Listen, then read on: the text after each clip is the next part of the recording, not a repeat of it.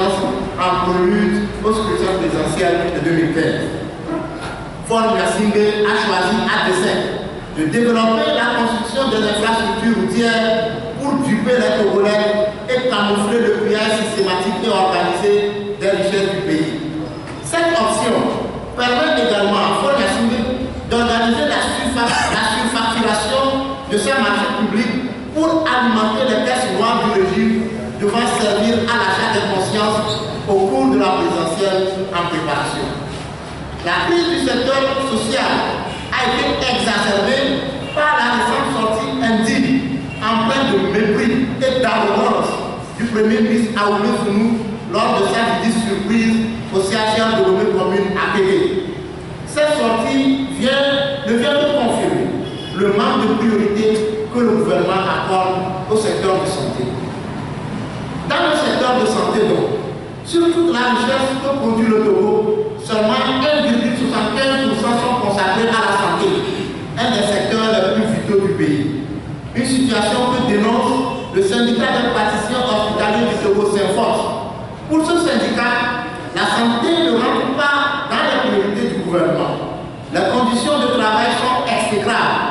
Le scanner au CHU Sylvanus Olympio n'a travaillé que pendant 6 mois en 2013, 4 mois en 2014, en 2015, il est toujours en attente de réparation. À Karak, le scanner est inexistant. Celui du CHR de Lomé commune n'a jamais fonctionné depuis son inauguration en grande pompe en 2010 par le chef de l'État. C'est ahurissant. À tout ceci viennent s'ajouter les infrastructures qui sont dans un état de délabrement avancé. Pendant ce temps, Faure Gnassingbé, lors de sa promenade en France en décembre dernier, a acheté 2 navettes maritimes d'une valeur de 13 milliards de francs CFA pour soi-disant combattre les pirateries maritimes. Le premier ministre Aoumé Founou a insulté les Togolais en considérant, comme lui-même en donne l'exemple d'ailleurs en allant se soigner en France, qu'aucune autorité togolaise ne viendra se faire soigner dans les hôpitaux togolais. Et le peuple togolais lui meurt dans nos hôpitaux faute de médicaments, d'équipements médicaux et surtout de ressources financières pour payer les soins. Car au Togo, on paye avant d'accéder aux soins et puis n'a rien leur compte un chien. Dans le secteur éducatif, le mardi 17 février 2015, le mouvement revendicatif appelé par les syndicats de la fonction publique a connu un nouveau développement avec le déferlement des élèves dans les rues de certaines villes de l'intérieur du pays et certains quartiers de Lomé, la capitale, pour exiger le retour de leurs enseignants dont ils soutiennent la satisfaction des justes revendications afin qu'ils puissent reprendre leur cours. Dans la foulée de ce mouvement social, le gouvernement a ordonné la fermeture des établissements scolaires le mardi 17 février 2015 jusqu'à nouvel ordre et fait peser sur les premiers responsables de la STT de réelles et sérieuses menaces d'arrestation, voire d'atteinte à leur intégrité physique. Les organisations de défense des droits de l'homme et de la société civile, les partis politiques signataires de la présente déclaration apportent leur soutien inconditionnel et indéfectible aux travailleurs togolais, à leurs responsables et exigent de Faure Gnassingbé et de son gouvernement de trouver une solution rapide et idoine aux problèmes des travailleurs ainsi que la cessation immédiate de toutes les menaces à l'encontre des dirigeants de la STT. Il fustille cette attitude du gouvernement togolais qui consiste à fuir ses responsabilités face aux revendications sociales et à opter pour des solutions vives et basses telles les intimidations, les menaces et la répression. Le lâche assassinat des élèves Ansel Biano Sinanda et Douti Sinandé est encore frais et douloureux dans le mémoire. Sur un énième coup de force que le peuple togolais n'accepte pas. Le pouvoir de Faure Gnassingbé refuse des réformes et décide d'opérer un coup de force comme il a toujours fait. Le samedi 28 février 2015, dans la chronique du journaliste Jean-Baptiste Placard sur Radio France Internationale, Le Togo a été qualifié de démocratie singulière qui n'a rien à voir ni avec son voisin de l'ouest, le Ghana, ni avec son voisin de l'est, le Bénin. Pour le journaliste de RFI, Faure Gnassingbé veut rester au pouvoir jusqu'à la ligne. Cette triste raillerie doit interpeller tout le peuple togolais à se mobiliser pour mettre fin à l'insatiable gourmandise de Faure Gnassingbé.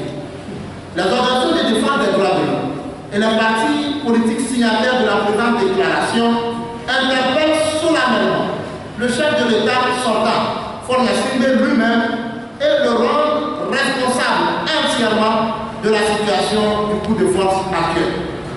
Les organisations de défense des droits de l'homme et les partis politiques signataires considèrent que ceux qui ont désigné Faure Gnassingbé comme candidat portent l'entière et lourde responsabilité de tout ce qui va se passer au Togo dès maintenant. Il s'agit des partis politiques qui ont clairement abandonné l'option électorale, se rendant compte qu'il ne s'agit que d'une mascarade électorale en cours de préparation pour prendre l'option du peuple. Ce que nous exigeons face au coup de force en cours. Les organisations de défense des droits de l'homme et de la société civile, les partis politiques signataires de la présente déclaration exigent le retour à la Constitution de 1992 avec l'application immédiate de son article 59 qui dispose.